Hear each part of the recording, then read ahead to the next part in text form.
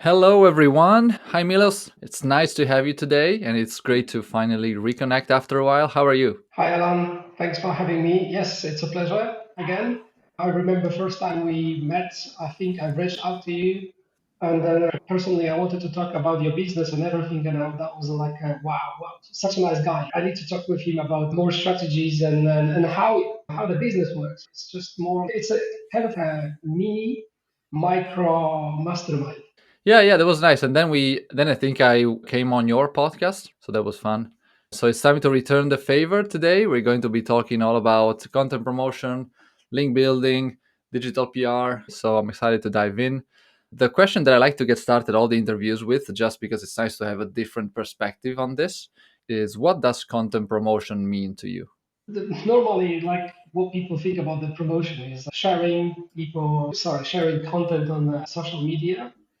And that's really it. But we link builders, the way we see this is it doesn't stop there. It has to be linkable. We're reaching out to the people manually. We got them emails. We're reaching out to them and saying, hey, I've included your company, maybe something about you, maybe a quote or a content that I think that is related to you. Certainly has to be connected with your industry. So that's how you can promote it as well by email, LinkedIn, and asking people if you like it, share it, or link it to it. Yeah. And So yeah, the way that I like to see it, content promotion is essentially everything that people needs to do or that should do to get the content in front of the right people. So for me, this is also link building is a strategy for content promotion, same as digital PR, same as content repurposing. Do you agree with this view, or do you see link building completely separate from no, this? no, no, no. The link building is actually promotion, but not many people see that. They don't think about that. It's the keyword. Like when you say promotion, it doesn't relate to the link building. Even if you write a post about link building, you rarely see that the phrase promotion has been used. It's funny. And so, in your opinion, is content promotion more or less important compared to content creation? That's a very tough question. So I don't know. I think there is a lot of pressure and time when it comes to content production. Overthinking sometimes and ideas, how to do this infographic, how to make sure that it's linkable, it does have assets, and then it stops there. Because once it's done, it's like a spray and pray, and then cool, I can. How are we gonna tell to the world about it? Because there's so much content going on anyway. And okay, promotion like now for how long? One day, 1 week, and then you see you get to promote something for quite a long time, because it can die. Like as you said, it can be put into the graveyard, and that's So I would say, for me personally, the approach should be maybe 60-40. So 60% spent creating great, amazing content that's unique, and then the 40% spent promoting the content. it's a different strategy. People have different views, but I like the way you said. I have to think about it. I'm terrible at the promotion anyway, and hence I'm on this this podcast with you because I don't promote myself. I try to be natural. So if people they say, "Hey, come to my podcast," I'll be very happy. Usually, when I promote myself or my brand, I like to do via conferences. It works for me, but yeah, but it's offline. Still important though. Oh yeah, definitely. Yeah, this is another like content promotion. Anything that you have to say, you can go to conferences, and that's another way to promote your content, which is basically what you do, what you talk about. So something that you also do a lot, from what I've seen, is reaching out to journalists. So digital PR kind of thing. What, in your opinion, are your favorite strategies for pitching content to journalists? We don't like normally pitch the journalist. We wait actually once the journalist is will ask. So this is what we do via HARO. This is the other thing. You would have to wait once something will come back to you, and that is actually what you can do. You can answer to them. But certainly, once you have contact with the one journalist, then you can follow up. Maybe in the future, would you like to see this and that? So what you do is with HARO, you can also build your portfolio of contacts. Journalists usually, like Forbes ones or the Huffington Post, those big guys, the actual journalists, they have private mails. So like a Gmail or something, but they're not corporate accounts. And that's very important to remember that if you got that contact, keep it because it's like a Bitcoin. It grows over the time. You know, those guys are writing more content and become more popular. So you see how so the way how I see this is you've got a content and that person it becomes even more valuable for you or to your even clients because you have that digital asset, you have that contact with and you have a relationship. So this journalist sooner or later is going to publish something similar. They normally they are around the same topic. And that's how I see this. And when it comes the right time, then you hit them with something that you have and they don't have it and they need it. So yeah, so you can do the inbound. Super interesting. So you essentially use HARO to build some sort of small database of like great quality journalists and people that you can get back in touch with. So do you reach out to them directly when you have some other opportunities then, or do you still use HARO or some of these platforms? Just one of the platforms. Second platform is Quoted is quite good. How B2B and Turtle. I don't know if you've used, but Turtle is depending on the niche. If you are into SaaS, if you're into that B2B, Turtle is good. Some other platforms are better for B2C. So it depends how you narrow down, or it depends how you pitch it. Because I give you the example. For example, you've got a client and you can use his LinkedIn. You can pitch on the behalf of him. Normally that's what we do. All the digital PR guys they pitch on the behalf of someone, of course. And those guys they don't have time. So if you've got, let's say, CFO, Chief Financial Officer, financial officers they don't have time to promote themselves or either the business. So, but if they give you the permission to use their LinkedIn and on behalf of me, you can write something about 10 tips about saving money in, let's say, for this kind of trip, trip to Thailand or how to save the money, So if you're a finance guy, you're very good with the finances, so you can tell like what are the best credit cards. For example, credit card. Revolut is quite good. I'm sorry for the promotion, but let's say I had a situation that if you lose a credit card in Thailand, you might be in trouble. I had that situation, and Revolut has sent me a card to Thailand. That's a good tip. You see where I come from. So even though it was a B2C query, not related to the B2B, even though the guy was a strong CFO, he could say so. It had the context. So it's creativity as well, and the way how you speak with the client, and if they are okay with being open. So you can find another way how to create a link, or maybe mention, or get a contact, and so on. So you essentially reach out and you reply to HARO queries on behalf of your clients. How do you manage the fact that you're not an expert in every client's niche? No, mostly now these days I don't do it that much, but the team does it. So thanks to the team because otherwise I wouldn't be here. So that's one thing. So the credit goes to them. So I used to learn on my own everything, but obviously there are people that took it to the higher level. So we got a team for that. And no, they do that. If they think they believe they can answer that query, they can pitch on the behalf of the client. They understand to how far they can go that they do it by themselves. So they have a quite like a freedom of to what they can do. But yeah, it all comes down to the client and what kind of limitations. Some people don't want to see them. They want to see themselves being, let's say, I don't know, like their query is used in B2C. It has to be something related. I don't have a problem if someone will mention me about whiskey, about blog about whiskey. I don't drink whiskey anymore. I used to be a whiskey lover, but I got the quote. And I was like, fine with me because personally I don't mind, but it could be something else. And I would say, yeah, that's fine, makes sense. Even if I don't use it, it's for the link. Yeah. Yeah, I guess like client's query needs to be specific to what the client's business is about, because otherwise it doesn't really make sense. It's the whole purpose of what you're doing. It's bringing brand awareness, potential referral traffic to the client's company. And the other thing is, do you send the queries to the clients to have approved before you send them to the journalists, or is it all straight away? Because I know that most of these things are quite timely. You need to be fast. Yes, we thought this is gonna work, but we've tried that. And it's super engaging because you have to. super time consuming as well. You have to be very well engaged with the client all the time and send a pitch for approval. He needs to be fast. He needs to remember about that. And HARO comes always with a certain time. So it just doesn't work that way. So this is the one thing to remember. The client has to be like with it. But then again, I'll tell you something. That doesn't mean that we've been always right. We did this on a query, it got posted, we got a link, but the client didn't like it. It happens. So we then had to go to the editorial team and say, look, we just changed our mind. And then could you please remove it? Sometimes, unfortunately, they remove the entire post, rather than just the one. So that it affected the other guys they pitched it. So Gotcha. Yeah. Yeah.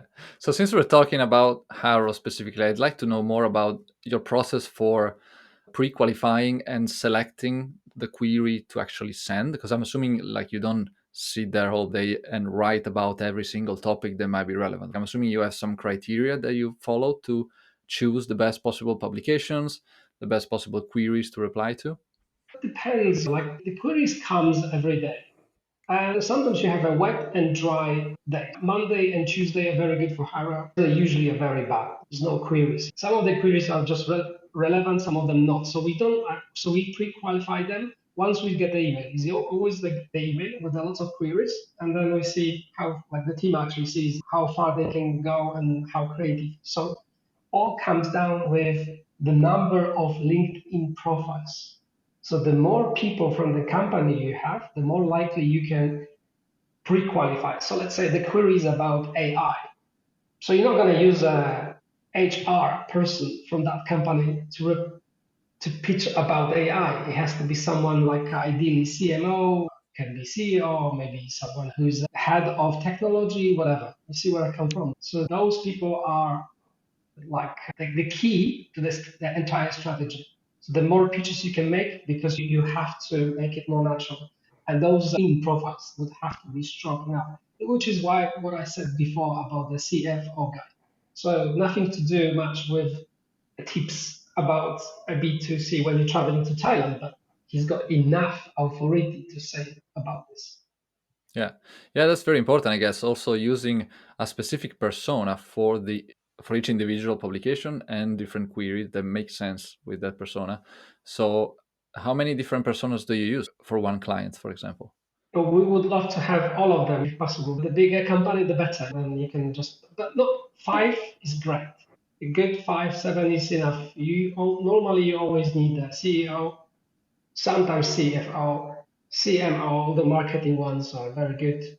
Anything that is business to B2B, good, and HR. So surprisingly, HR works pretty well. There's a lot of queries related to HR, like how the lifestyle should work in your company. What do you think of this 4-day work? And they keep asking and all that stuff. So HR, don't know why, but I've realized that it's a big thing as well. But Cool. That's very interesting. And so, what kind of goals do your clients have when they come to you for Haro links? that's a good question. We don't have any goals. We just want links. If you get mentioned, that is something. In some industries, let's say if you're in gambling casinos and you have a client in that he would love to actually talk positively about gambling, there's not much change there because there's not much queries about gambling. So you have to be open to talk about anything else, really, just as long as you can add the value and get some mentions, that kind of promotion. So it's still promotion, but through the other way. So sometimes the queries are not relevant, but as long as they can add the value to the reader, to the actual content, and journalist sees them very valuable, they do make sense when you read them. That's perfect. I see nothing wrong with that. Like as long as you can say something that adds the value, and someone else is going to read that and he thinks, I don't know this guy Milosz, but when he talks about this HR thing or whatever, or anything that is related to AI, he's not a true specialist, but this bit makes sense. So Okay. So, yeah. would you say the links are mostly to the homepage, or can you also get links to blog articles, internal pages on the site, sales pages, or things like that? This is the good point, and this is the limitation. Only home pages. Yes. So this is why, yes, I wanted to actually say that hello to Chris Pantelli because he's a good friend of mine and he's the actual guy who does that. on every day. And then he told me that this is the limitation, my friend, that we can only do that and we can only promote the clients to the homepage. And then this is when it comes, the funny thing is that the link builders, actual link builders, they know how to promote landing pages or blog posts. This is when we are, this is when we came in as well. So something else that I'm assuming you do more for this is guest posting. And not necessarily guest posting. These guest posting are very still powerful. Obviously, if you have a connections, can you just add something? But what's important is that to look something that already has been published and to look for something that you can get relation. What we do, we outreach to that person. Let's say it could be a marketing manager or it could be someone who is relevant, someone who is responsible for the content, probably a content. I say to him, look, there is something that fits very well within your article. If you will link it back, obviously would have to give you something back for this because I don't believe that you should, let's say, begging for a link all the time because it just doesn't work. You need to give them something back. So either you say to them, hey, I have a similar connection. This is the website that I can get you the link as well. So it's a favor for favor. It's a link exchange partnership, and that works. And this is the complete different game because you need to give them something in return. While HARO is completely for free, you pitch, they take it, they can edit, re-edit the way how it should be. So sometimes you write an entire pitch for 300 words and they just use it 2 sentences. Yeah. It's a hilarious. Yeah, that's cool. It's something that we definitely do as well. For us, something that's been working well is for clients that are specifically SaaS companies. What we can do is we can offer free trials of the product to the website or to the blogger. So basically, in exchange for them to include the link. So that's been working well. Same thing with link exchanges. Yeah, it's still working. Yeah, it really depends on the site that we reach out to. If it's a big huge site, they're not going to care about a free trial of a software, but it's like maybe a solo blogger that can actually use the tool, the software, for something useful that can help them. Yeah, link exchanges always work. Do you do third party kind of link exchanges, or do you do a link from the client site to them and then they're going to link to the client site, so a direct link exchange? We don't want to give out links from the client side because I believe it's my theory in the link juice that I believe that what comes in doesn't go out. It should stay in your actual ecosystem, in actual your within the domain. That's it. So the less outgoing, the better. Ideally, nothing. That would be my rule of thumb. And I see this. I've made some tests. Actually, I can show you that. Maybe not now here because it's too many people would. But I can show you the actual test we've made it. When you have just that is, let's say, just about you. For example, you get only links coming in, no links going out. Maybe one or two, but that one or two are strategic because you know what you want to do with it, and that works very well. Interestingly, so well. So this is a little bit of problem with a HARO and with the link building exchange or link exchange partnerships because they have so many outgoing links to the other parties. So they exchanging, but unfortunately, the best would be the link that you take from the URL that has more incoming links rather than outgoing. But it doesn't really happen that often because those strategic URLs from a client usually are these are the ones that have the most links coming in, and you don't want to give out any links from it.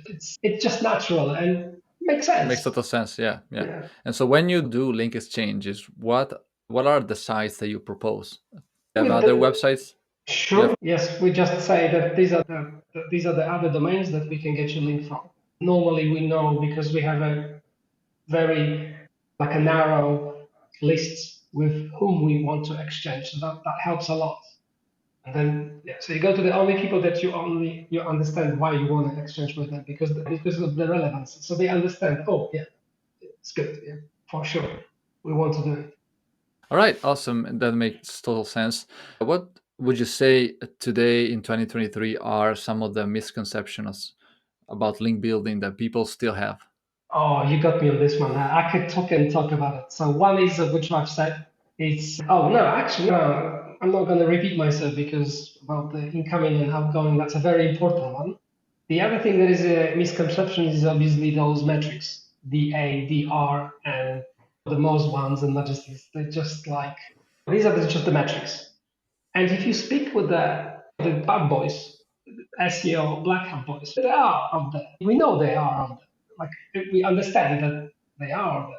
So if you speak with them, they can show you complete different view of SEO and what they can do and how, like to what degree they can manipulate. And that's insane. We try to do everything in complete white way, in a polite way, in the way that Google wants us. So they love us, but we also understand that sometimes you see that and this guy, this URL, this guy in top 10, he's got this how many links, but we don't see the actual data because it's hidden, because they know how to hide those PBNs and everything. So that's one thing of the misconceptions that people say, this is what I see from Ahrefs or from SM. This is what you should do. Yeah, it works to a certain degree, but again, client, and you should take into consideration there is something in the back that you cannot see. And that is very important to remember that some people, they might use such digital assets, I call them. Links are digital assets. There are good links, bad links, but even bad links, they work if you know how to do it. And that is the problem with us because we want to do everything by the book. By the book, exactly. But not, you see, even big companies, they take advantage of that and we don't even know because that's a secret. And that's another thing to remember. So it's a misconception that you believe everything in the data. You believe in what you buy areas. You believe everything by so much. Those tools are absolutely great. You should act in order to compare the data discrepancy, take into the consideration there is something in the back. So it's good to speak actually with the black hat consultant sometimes. So they will tell you what you're missing. So it's something that I've learned a lot. Another misconception, to keep it short, I think this DR thing is like DR, DA, it's still people keep going about. And I say it's not about a DR, it's about a blog post that could be from, as I said, the domain doesn't have any traffic, but it's a well linked, more incoming links, less outgoing, and then you have a powerful link. It might not be relevant, fine, but it gives you the link also. That's another thing. It can easily manipulate, and you see sometimes, wow.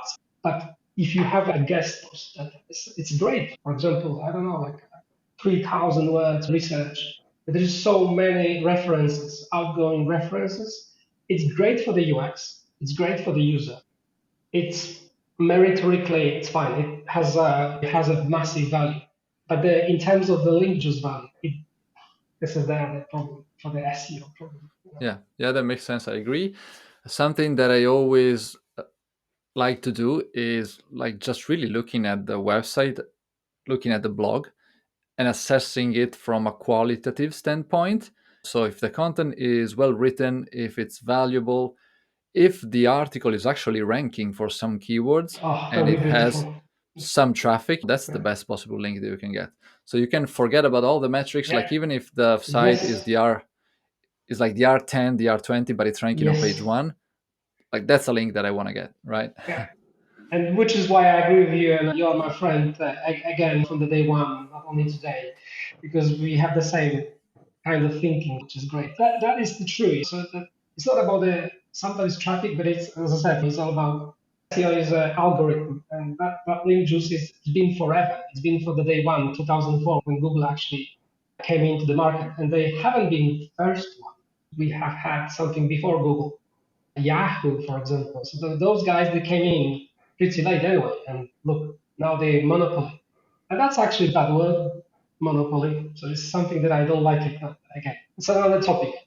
What do you think about the whole fact that Google is working on their own kind of artificial intelligence search engine? How do you think that's going to play out for SEOs and link builders like us?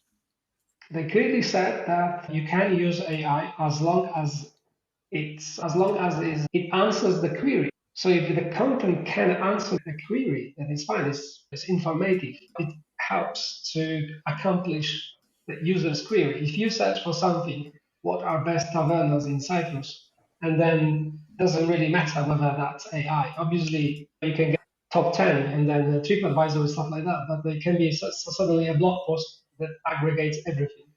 Something that I also think about is specifically as it relates to content creation, content writing, is that people typically, like you mentioned before, People want to read the opinion and the ideas of specific writers. So they're not just interested in a specific topic. Like sometimes they just want to follow someone because they like their style of writing. And so this is something that AI can maybe try to do if you feed it with some writing and you're like, now try to write in this writer style, but it's still not the same. It's not going to have the same like perspectives, the same idea, obviously.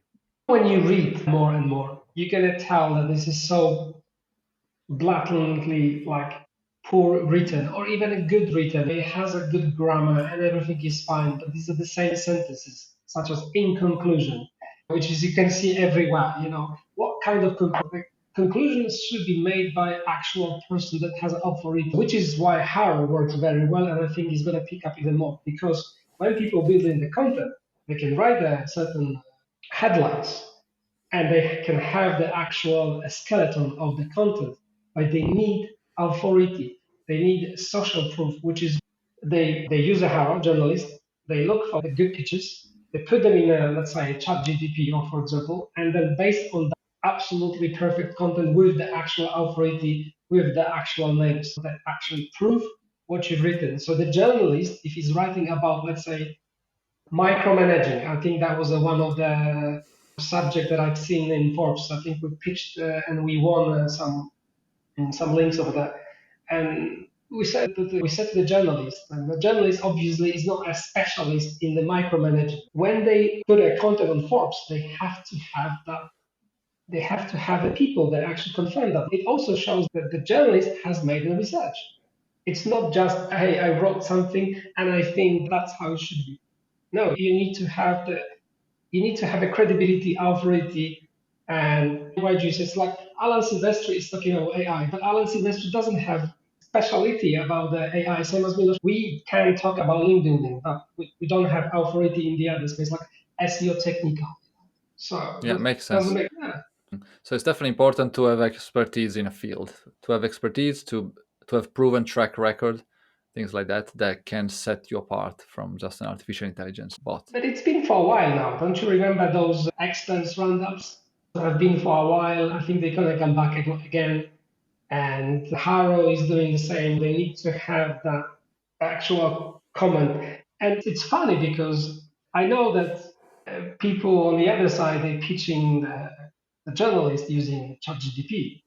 But as long as the query is valuable and it makes sense in the story because you're an engineer, kind of, prompt engineering, it's a new thing. How to speak with the HARO and use the artificial intelligence to give the actual superb output, they're going to use it despite the fact that there is AI detection, which again, there's no proof that it's, I think it's impossible to prove that this is AI detected content. That's another thing that is on the top of my mind because I still don't know whether those AI detection tools actually works. So that's another thing.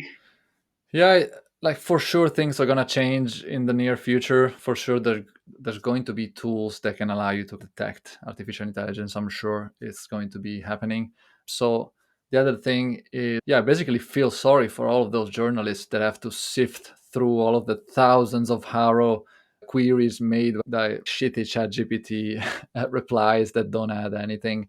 So they just have double the amount of the query that they used to have just because people are just spamming with ChatGPT. It can be, if you're a good journalist, you can tell by writing, just opening a few sentences. You know that if you start the same sentences, the same words, there's some idioms, British idioms, unless you teach him. But in order to teach ChatGPT, you would have to teach it in the chat, and that takes a while, to him. So it's still far away. It's still far away.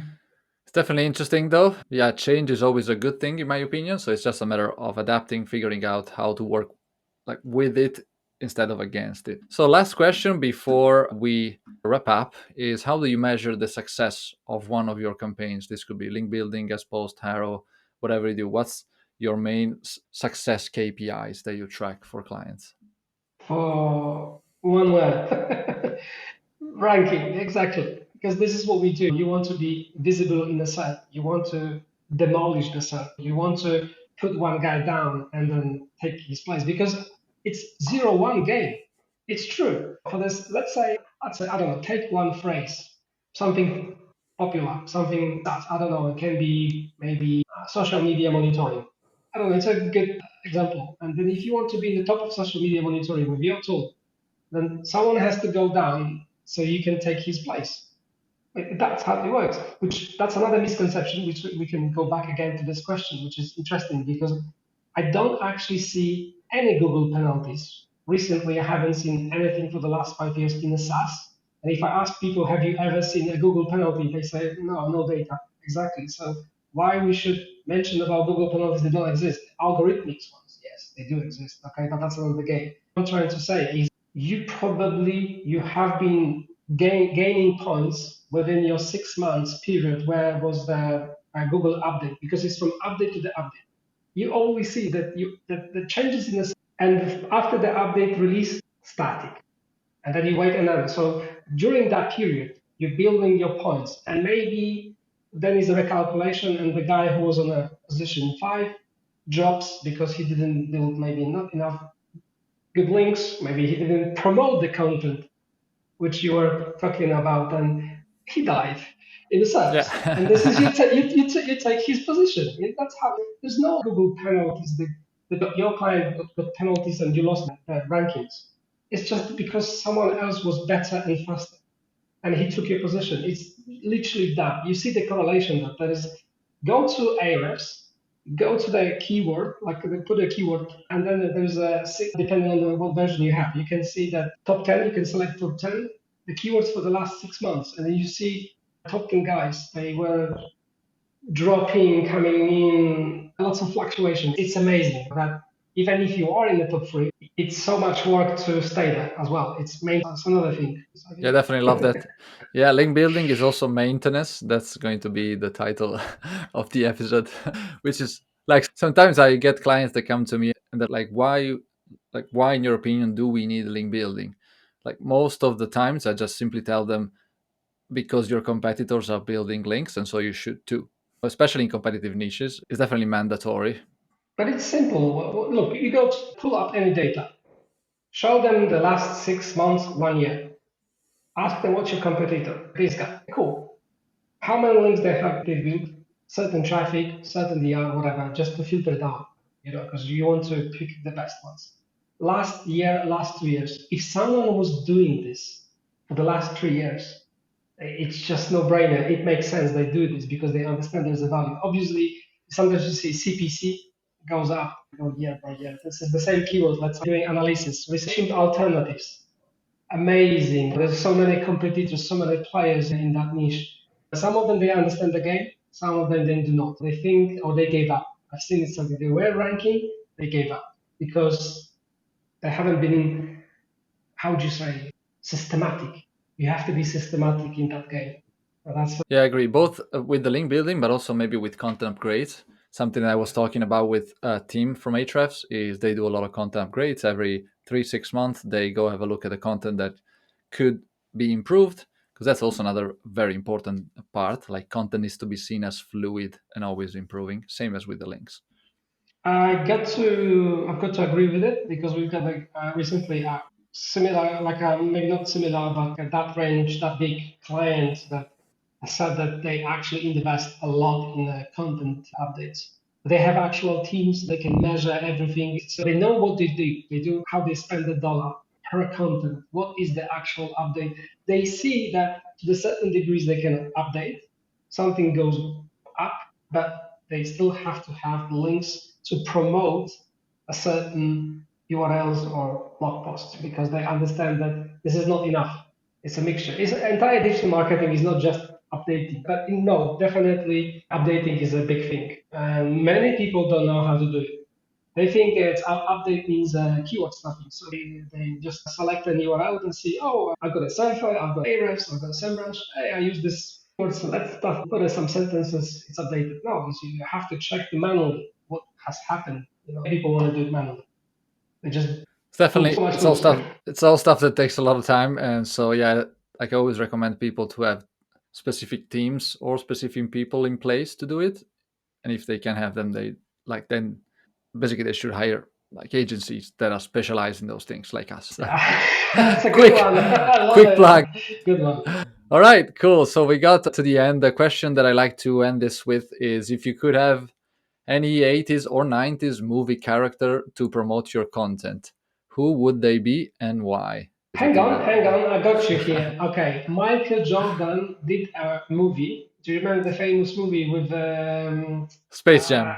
Yeah, of Space Jam? course. Exactly. So he was a Definitely, yeah. maybe not the actor, not the full time actor. Okay, a mix of basketball in there. I love that. Good, Cool. good. So, any final thoughts, any final tips that you'd like to leave the audience with?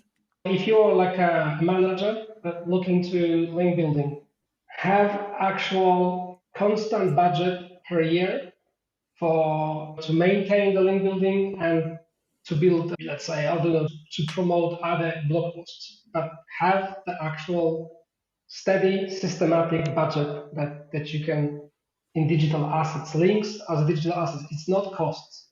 Awesome. Yeah, I Yeah, like yeah. that. And so, where can people find you, Milos, and stay connected with you? Maybe get in touch? LinkedIn is the best. What's your website, your main consulting website? So it's a chili fruit website. It's a chilifruit.com, which we still didn't release. We still want to have like one page, and for Mhm. obvious reasons, which I've already mentioned today, that because of we testing how it works when you're just building links to the one page and what kind of value it has. So it's Okay. been working for the last 4 3 years, but we also when you're looking to have professional branding. So we are in the way to actually to release a website, a final website. I've got Yeah. also another one that is also my private one, krasinski.com, yeah, which there is Cool. an interview with you as well. So Awesome. We'll put all of them in the show notes. All right. So thanks a lot, Milos, for being here today. It's been very interesting, very productive as well for me in terms of Haro specifically. That's something that I always want to explore more. And yeah, thanks for being here again. cheers, bye bye.